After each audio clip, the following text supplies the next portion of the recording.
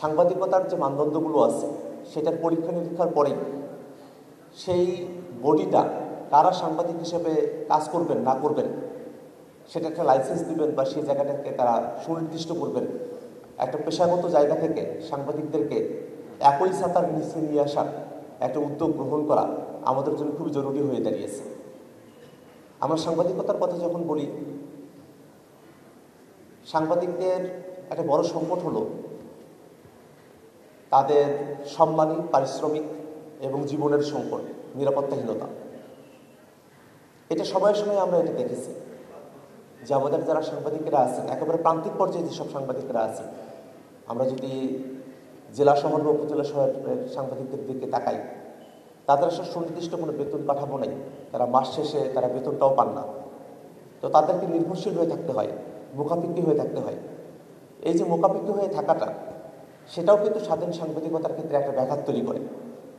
যদি জেলা পর্যায়ের কোনো সাংবাদিককে কোনো রাজনৈতিক নেতার কাছে অথবা কোনো প্রতিষ্ঠানের কাছে মুখাপেক্ষী থেকে তার জীবন চালাতে হয়, তাহলে সংবাদ প্রকাশের সময়টাতেও তাকে কিন্তু সেই রাজনৈতিক দল বা নেতা বা সেই যে প্রতিষ্ঠান তাদের মতো করে সংবাদ পরিবেশনের এক ধরনের মনস্তাত্ত্বিক চাপের মধ্যে দিয়ে তাদেরকে যেতে হয়।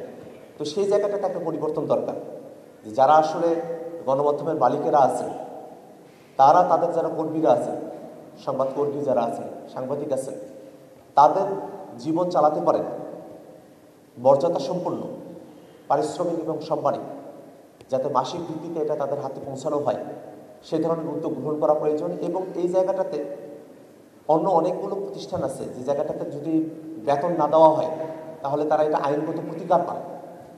কিন্তু আমাদের সাংবাদিক বন্ধুরা তারা যদি বেতন না পান তাহলে তাদের মতো আইনগত কোনো প্রতিকারের জায়গা নেই।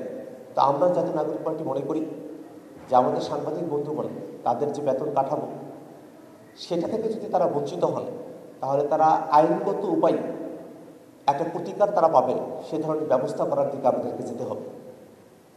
আমরা বাংলাদেশের যে সংবাদ মাধ্যম তার ভিতরগত যে রাজনীতি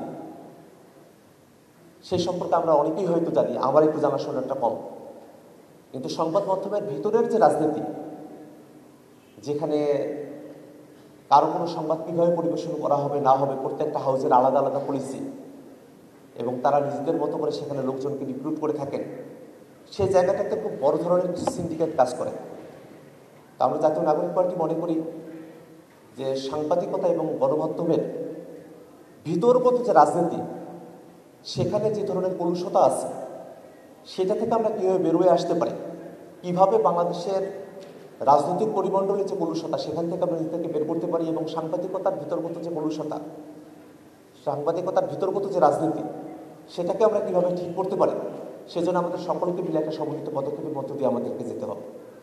তো আজকের এই আলোচনা যেহেতু খুবই সংক্ষেপে আমাদের শেষ করতে হবে, আমরা ভবিষ্যতে আরও বিস্তারিত কথাবার্তা বলবো। কিন্তু দিন শেষে এই বাংলাদেশটাকে যদি আমাদের গঠন করতে হয়, গণতান্ত্রিক পথে উত্তরণ করতে হয়, স্বাধীন সাংবাদিকতা, প্রোপাগান্ডাবিহীন নৈর্ভিত্তিক এবং নিরপেক্ষ জায়গা থেকে সাংবাদিকতা, গুজব অপতথ্যের বিরুদ্ধে দাঁড়ানো এবং জনগণের পক্ষে সাংবাদিকতা, গণমানুষের মাধ্যম হিসেবেও গণমাধ্যমের ভূমিকা পালন করার যে দিকগুলো আছে সেই দিকে রাজনৈতিক দলগুলো এবং সংবাদ মাধ্যম এবং তাদের কর্মীরা যারা আছেন, সাংবাদিকরা, আমরা সকলে সমন্বিতভাবে কাজ করব।